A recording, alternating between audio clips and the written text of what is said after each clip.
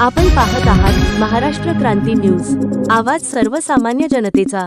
सवाल जितने भी आरजेस है, it is a little fun session sir आपके साथ।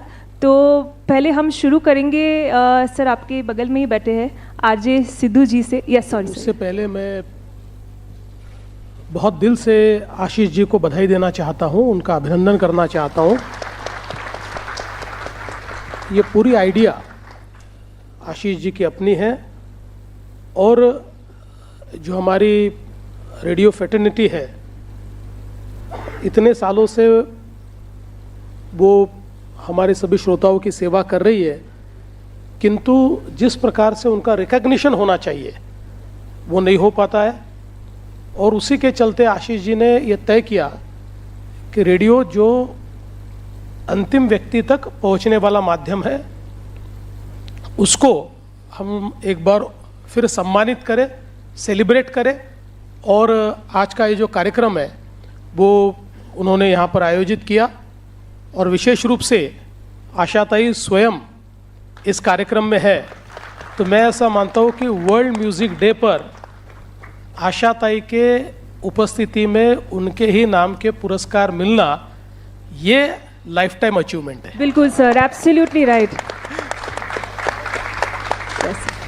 जी तो शुरू करें। We will have first RJ Sidhu from Red FM. जी सिद्धू सर, सबसे पहले तो आपको बहुत बहुत धन्यवाद इतना बेहतरीन ये आयोजन करने के लिए और रेडियो का एक मनोबल स्ट्रॉन्ग करने के लिए। बहुत ही उम्दा दिन चुना है आपने, वर्ल्ड म्यूजिक डे। आपके लिए म्यूजिक क्या मायने रखता है?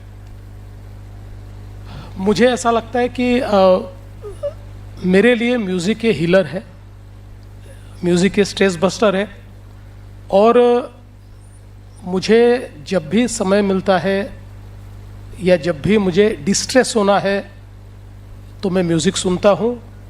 मैं प्रवास करता हूँ तो सारे प्रवास में मैं गाने सुनता हूँ। और मैं ऐसा मानता हूँ कि उससे हम अपने जो इमीडिएट प्रॉब्लम्स है उसको भूलकर एक दूसरी दुनिया में जाते हैं। इसलिए म्यूज़िक मेरे लिए एक बहुत बड़ा हीलर है। Thank you sir. Thank you. Brajesh ji. नमस्कार सर। सर, रेडिओ कुठे आणि राजकारण कुठे, दोन वेगळी वस्तू आहेत।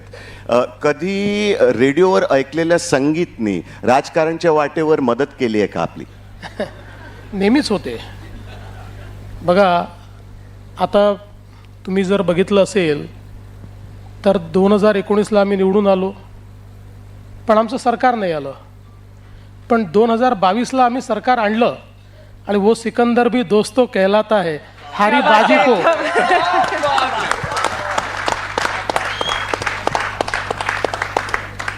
त्यामुळे म्युझिक, गाणी, रेडिओ या सगळ्या गोष्टी राजकारणात अत्यंत महत्त्वाच्या आहेत। मगाची आशिषजींनी सांगितलं की रेडिओच्या माध्यमातून मोदीजी मन की बात ही शेवटच्या माणसापर्यंत पोचवत आहेत। आणि तुम्ही बघा, म्हणजे तुमच्या सगळ्या FM रेडिओजवर इलेक्शन आलं की तुमच्या आवाजापेक्षा आणि तुमच्या गाण्यांपेक्षा जास्त आमच्या ॲडव्हर्टिजमेंट असतात। याचं कारण आम्हाला माहिती आहे की यंग क्राऊडपर्यंत पोचायचं आहे तर ते कुठून पोचता येईल, ते तुमच्या माध्यमातून पोचता येतं। त्यामुळे आमचा संबंध आहेच। Beautiful beautiful, thank you. Thank you sir. या आरजे अर्चना, रेडियो सिटी। जी sir, very very very proud for radio and music and Asha ji की का नाम रेडियो के साथ सदैव जुड़े रखने के लिए बहुत बहुत धन्यवाद। Ashish ji, we are feeling very proud as a medium. Let's clap for ourselves, we have come this far. और ये जो आपने आज डेकोरेशन यहाँ किया है, we are looking at it and feeling extremely proud to be part of this medium. Sir, आपके घर में रेडियो का क्या माहौल होता था बचपन में? देखिए, बचपन में तो रेडियो ही था। और मुझे अभी भी याद है कि जब काफ़ी छोटे थे तो हमारे चाचा जी की आदत थी, सुबह 6 बजे पुराने गाने आते थे, शमशाद बेगम के वगैरह, ऐसे सारे 6 बजे आते थे अपने विविध भारती पर, यानी अपना जो नेशनल रेडियो है उसके ऊपर। तो 6 बजे वो पहले, सबसे पहले वो लगते थे हमारे यहाँ। और हम लोग जब बड़े हुए तो हमारे लिए तो बिना का गीतमाला या सिबा का गीतमाला, ये तो बहुत, मुझे ऐसा लगता है कि सभी को पसंद थी। मुझे आज भी याद है कि कुर्बानी फिल्म शायद आई थी उस समय, आप जैसा कोई इतने दिनों तक चार्ट बस्टर रहा, वो नीचे जाता ही नहीं था। और ऐसे कई, और मुझे इस बात की बहुत खुशी है कि ये जो कैरावान रेडियो आया है, इसमें बिना का गीतमाला की सारी जितने एपिसोड्स हुए हैं ये सारे एक साथ हमको दिए। वो सुनने में जो मज़ा आता है, ऐसा लगता है कि वही पुराना समय वापस आया है। तो अमीन सयानी जी के लिए उस समय हम लोग सब बिल्कुल राह देखते थे कि कब वो आएंगे और कब वो सारी अपनी बातें बताएंगे। और एक सबसे बड़ी बात मैं जो रेडियो के बारे में कहना चाहता हूँ कि देखिए, जो ऑडियो विजुअल होता है उसमें एक्सप्रेशन आसान होता है क्योंकि वो दिखता है, लेकिन रेडियो की सबसे बड़ी खासियत यह है कि व्यक्ति दिखता नहीं है लेकिन फिर भी सारी चीज़ें एक्सप्रेस करता है अपने शब्दों से। और कई बार हम लोग रेडियो के ऊपर छोटी नाटिकाएं सुनते थे, उस समय रेडियो पर नाटिकाएं आती थी। उन नाटिकाओं में जो पात्रों को जीवित करने का काम अपने शब्दों के माध्यम से, ऐसा लगता था कि वो घटना हमारे सामने घट रही है। तो मैं ऐसा मानता हूँ, अभिव्यक्ति जो होती है ना, उसके लिए कोई भी माध्यम ये काफ़ी होता है। मतलब टेक्नोलॉजी तो ऐसे माध्यम ला रही है कि अब हम लोग एक प्रकार से 3D, 4D, 6D, 17D, 16D experience ले रहे हैं, लेकिन जिस समय इट वाज ओनली 1D, इट वाज ओनली म्यूजिक, जिस समय केवल वन वे कम्युनिकेशन था, उस समय भी रेडियो ने हमारी अभिव्यक्ति को जिस प्रकार की आवाज़ दी है, तो मैं ऐसा मानता हूँ कि एटलीस्ट मैं जब आ रहा था तो हमने बचपन से देखे हुए रेडियोस वहाँ सारे रखे हुए हैं, तो वो देखकर मुझे बहुत खुशी हुई, क्योंकि हमारी जो एक प्रकार से सांस्कृतिक विरासत है, उस विरासत को शेप देने का काम इन्हीं रेडियोज ने किया है।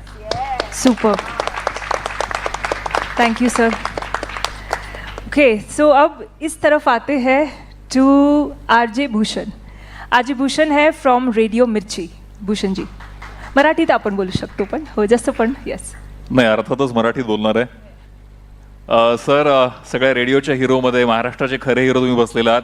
सगळ्या one round of applause. Yes, नाही, ते म्हणण्याचं विशिष्ट कारण आहे, गेल्या 6 महिन्यात 1,16,000 कोटीची इन्व्हेस्टमेंट त्यांनी आणली आहे आणि महाराष्ट्राला एका वेगळ्या समृद्धीच्या पथावरती नेलंय, त्यामुळे ते आमचे खरे हिरो आहेतच. सर, तुमच्या या हिरोगिरीची सुरुवात कॉलेजमध्ये तुम्ही असताना मॉडेल म्हणून झाली आणि आम्ही असे ऐकलंय की मॉडेलिंग सोबत तुम्हाला लिहिण्याचाही छंद आहे, तुम्ही गीतकार किंवा कवी सुद्धा आहात. तर पहिले काय लिहिलं होतं ते या निमित्ताने आठवतंय का? पहिल्यांदा तर सांगतो की मॉडेलिंग हा ॲक्सिडेंट होता. माझ्या मित्राने माझ्यासोबत केलेला प्रँक होता, पण तो चालला त्यावेळी आणि मी सुदैवाने वाचलो, पण त्याच्यानंतर मी कधीच हिंमत केली नाही.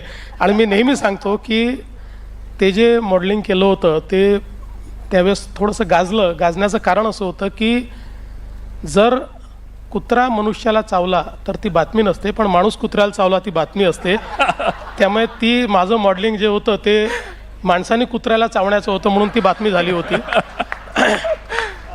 आणि मला लिहिण्याचा पहिलेपासून शौक होता. कॉलेजमध्ये कविता लिहायचो, कवी संमेलनात वगैरे जायचो. अगदी लहान असताना काही कविता वगैरे लिहिल्या होत्या. माझं म्हणजे एक आहे की लिहिल्यानंतर कधी ते साठवून ठेवलं नाही. जेव्हा वाटलं तेव्हा लिहायचं आणि स्वतःच वाचायचं. पब्लिकली कधी फारसं लिहिण्याचं काम केलं नाही. हे नक्कीच आहे की आता नुकतेच 2 गाणे, कारण राम जन्मभूमीचं ज्यावेळेस हे चाललं होतं त्यावेळेस एक रामावर गाणं लिहिलेलं आहे, एक मी शंकरावर गाणं लिहिलं आहे. हो, आणि शंकर महादेवानांनी ते गायलेलं आहे. हो. बाकी एक तुम्हाला सांगतो की एक गाणं मी अजून लिहिलेलं आहे, जे गाणं तुम्ही शोधलं तर तुम्हाला सापडेल, मी सांगणार नाही. पण सर, या निमित्ताने कुठल्याही तुम्ही लिहिलेल्या कवितेच्या गाण्याच्या कुठल्याही 4 ओळी, कारण आम्ही जेव्हा तुमची विधानसभेमध्ये धडाकेबाज भाषणं ऐकतो तेव्हा तुमची ती शेरोशायरी पण आम्हाला सगळ्यांना खूप भुरळ घालते. या निमित्ताने कुठल्याही 4 ओळी ज्या आम्हाला आता खरंच ऐकायला आवडतील. मी खरं म्हणजे तुम्हाला सांगू का, तसा मी रामदास आठवले घराण्याचा कवी आहे.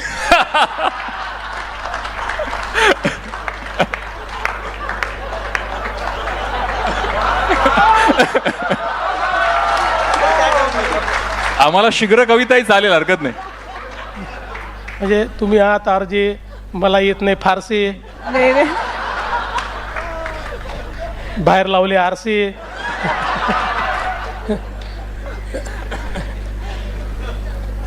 एक कविता लिहिली होती, मला आठवली तर म्हणतो ती. तुम्ही म्हणता माझ्या कवितेला अर्थ नसतो, तुम्ही म्हणता माझ्या कवितेला अर्थ नसतो, नसे ना का अर्थ, अनर्थ तर असतो. वा वा, क्या बात आहे, क्या बात आहे.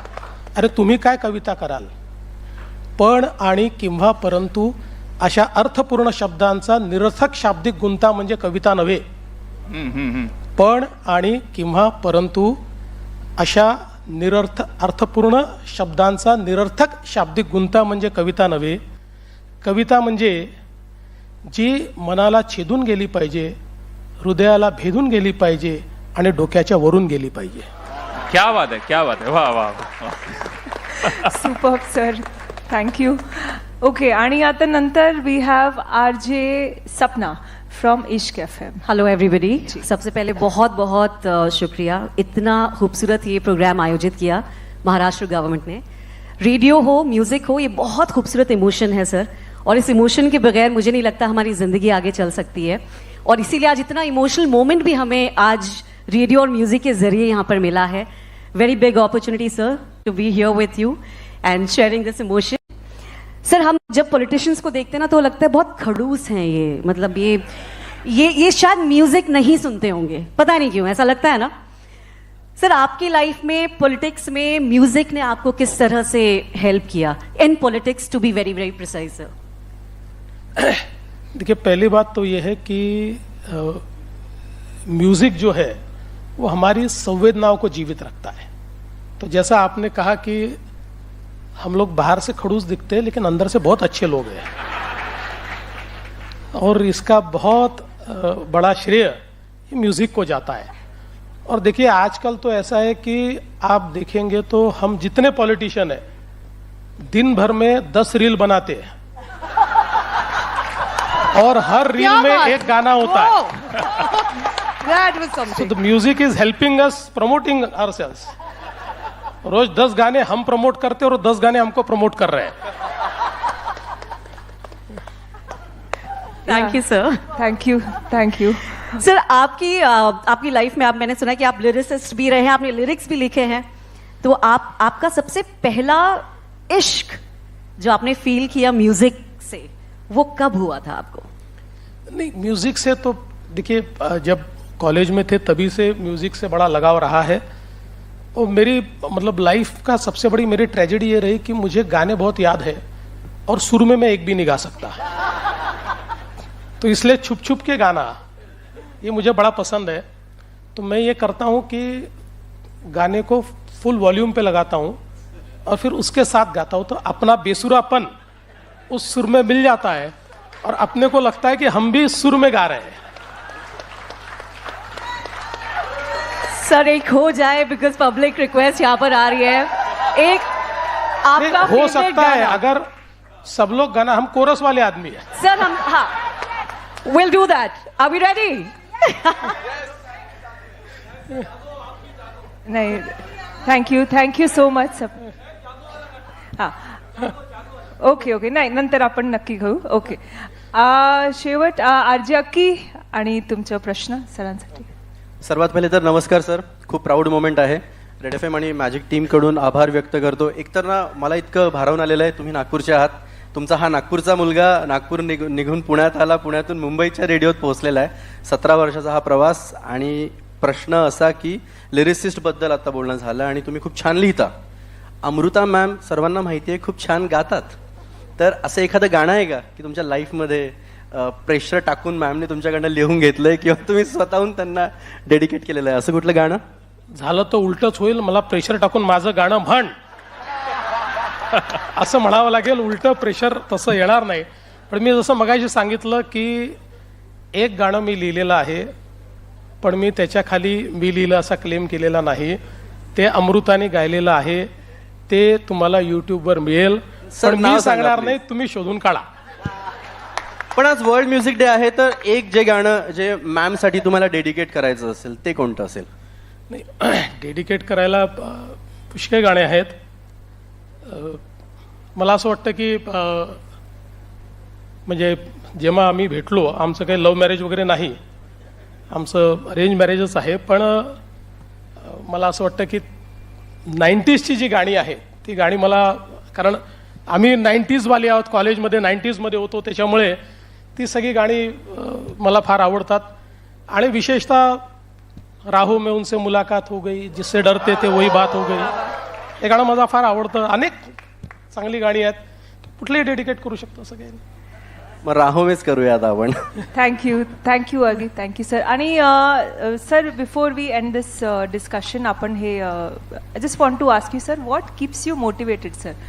कारण आम्ही सगळे वी ऑल हॅड एक प्रश्न की वी ऑल गेट टायर्ड, अक्की आणि सगळं की सर 24 तास सर, 24/7 सर. मतलब I have been fortunate to know you little personally also, but sir 24/7 sir music आहे. आणि sir how do we keep yourself up sir? मला असं वाटतं की आपल्याला जे आवडतं ते जेव्हा आपण करतो, यू डोंट गेट टायर्ड. तुमच्यापैकी कोणाला जर असं सांगितलं की आठवड्यातनं एक दिवस 12 तास तुम्हाला कार्यक्रम चालवायचा आहे, तर तुम्ही चालवू शकता, कारण तुम्हाला मनातनं त्याची आवड आहे, यू लव्ह इट. ज्या गोष्टी तुम्हाला आवडतात, जसं मगाशी आशाताईंचं उदाहरण दिलं, आशाताई या वयातही, म्हणजे वय त्यांचं जास्त नाही आहे, त्या तशा 21 वर्षाच्याच आहेत, पण या वयातही 3 तास कार्यक्रम आशाताई करू शकतात, कारण त्यांची ती आवड आहे, त्यांच्या मनात ते अशी, म्हणजे त्या गाण्यासोबत जगतात. तसं आपण ज्या गोष्टीसोबत जगतो त्या गोष्टीत आपल्याला कधीच त्या ठिकाणी थकवा येत नाही, कधीच त्यातनं आपल्याला म्हणजे हे कशाकरता मी करतोय असं कधीच वाटत नाही. Thank you so much sir, thank you very much. आणि I think I would like to thank all the RJs and all the radio fraternity, and again thank you Ashish sir and the government and sir for organizing such a wonderful, and Asha Tai, thank you so much for being in our lives, and we are very grateful. We can just have a picture with you sir, and then the RJs will. So want to join the picture? Yes please, Dilip ji, Akriti ji, please आइए.